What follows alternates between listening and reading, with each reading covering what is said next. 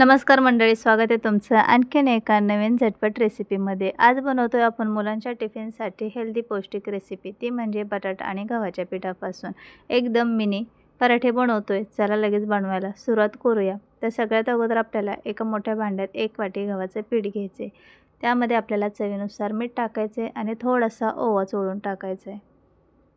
आता याच्यामध्ये थोडीशी हळद टाकून घेऊया आणि सगळं मिक्स करून थोडं थोडं पाणी टाकून आपण जसं चपातीसाठी पीठ मळतो सेम तशाच पद्धतीने आपल्याला हे पीठ मळून घ्यायचे।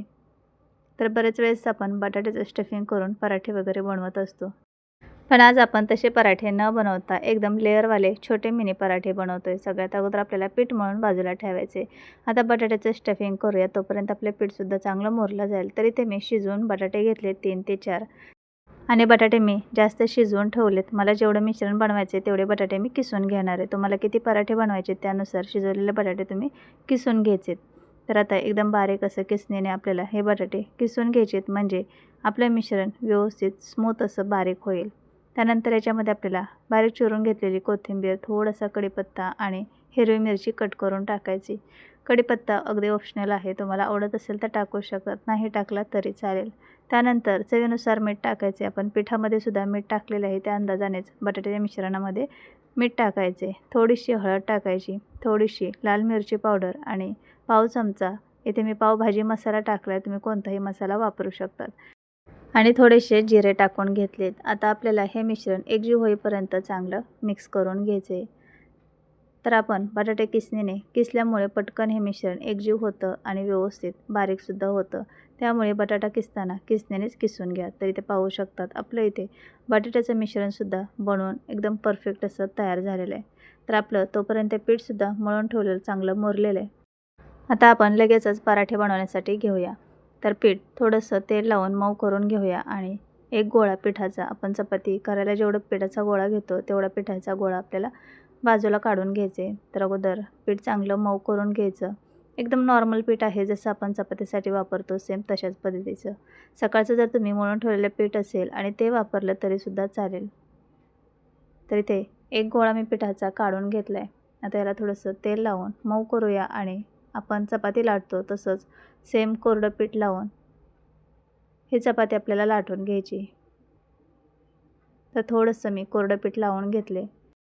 आता आपण ही चपातीसारखं सेम लाटून घेऊया। याच्यामध्ये आपण हळद आणि ओवा टाकला आहे, त्यामुळे एकदम हे पराठे स्वादिष्ट चवीचे लागतात। तुम्ही मुलांना दह्यासोबत, सॉससोबत किंवा कोणत्याही चटणीसोबत खाण्यासाठी देऊ शकतात। लहान मुलांना तर असे छोटे छोटे पराठे बनवून दिले ना तर खूप आवडीने खातील। तर तुम्ही पाहू शकतात सेम चपातीसारखं मी ते लाटून घेतले।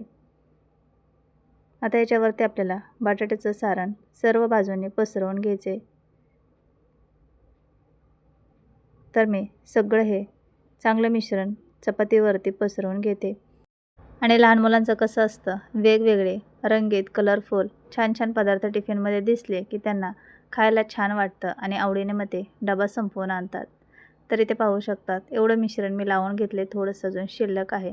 आता आपल्याला या चपातीचा रोल करून घ्यायचे।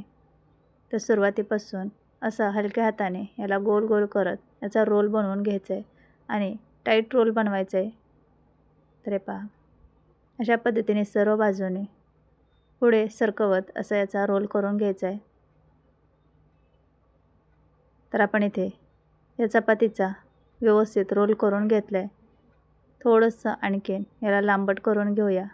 खूप जाड असेल तर असं फिरवून घ्यायचं आणि याचे 2 भाग करूया चाकूने आणि छोटे छोटे आता आपण याचे पीसेस कट करून घेऊया।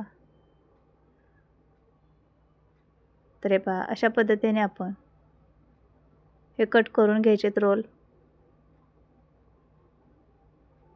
तुम्ही मुलांना टिफिनमध्ये देऊ शकतात किंवा घरी नाश्त्यामध्ये खाण्यासाठी बनवू शकतात, किंवा अधेमध्ये मुलांना भूक लागते त्यावेळेस बाहेरचं देण्यापेक्षा असं काही तर इंटरेस्टिंग बनवून दिलं तर मुलं नक्कीच आवडीने खातील। तर हे पहा, एक एक पीस काढून घ्यायचा आणि हातावरती थोडंसं असं चपटं करून घ्यायचं। हाताला चिटकत असेल तर थोडंसं सुकं पीठ लावायचं आणि हे थोडंसं असं तिरक्या टाईपमध्ये दाबून घ्यायचं। हे पहा, अशा पद्धतीने। तर मी हातावर घेऊन दाखवते व्हिडिओमध्ये व्यवस्थित दिसण्यासाठी। तुम्ही पोळपाटावरती थोडंसं पीठ टाकून त्याच्यावरती असं दाबून व्यवस्थित घेतलं तरीसुद्धा चालेल। तर चला, इथे मी आता एवढे हे आपण बटाट्याचे पराठे छोटे छोटे बनवून घेतलेत. तर सगळे अशाच पद्धतीने आपल्याला सेम बनवून घ्यायचे आहेत. आणि आता थोडं थोडं मी हातावरती असं गोल करून घेते, जेणेकरून थोडेसे ते पराठे व्यवस्थित गोल होतील. आणि किती छान याला लेअर पडलेत बघा.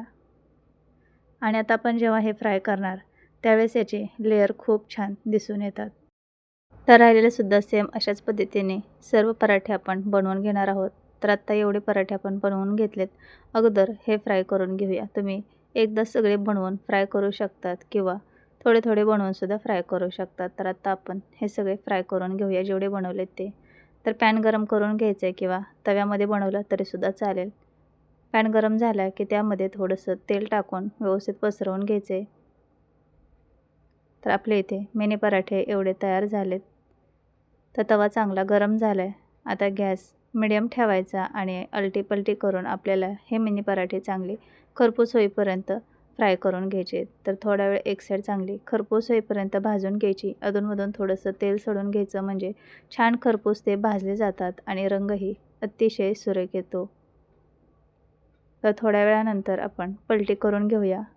वाव, तुम्हाला दिसत असेल किती भारी खरपूस रंग आला आहे आणि लेअर किती उठून दिसत आहेत पहा.